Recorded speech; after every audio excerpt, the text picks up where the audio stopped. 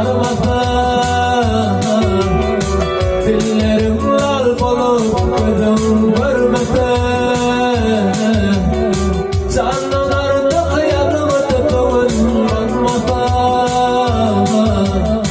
ilmini öldürüp veyran eylemeyin. Canlılarda yanıma tıkıvın olmasa, ilmini öldürüp veyran eylemeyin.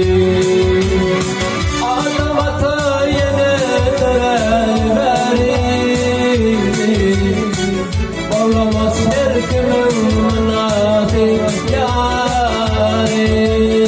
Temsilum olsun yıldırımları, ilgini öldürüp veyran eylemeyin.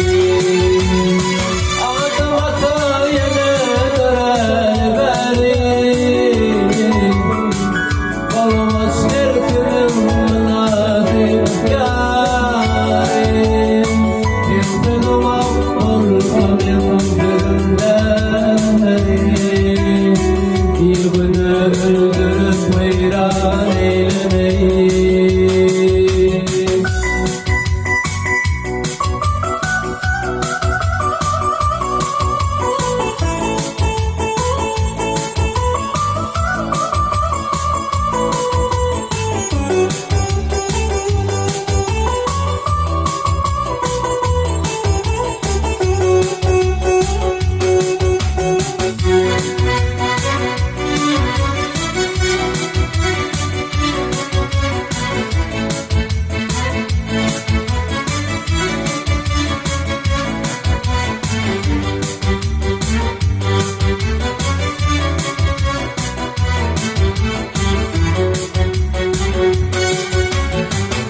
Şu dünyam durmuş diyen bu yolu,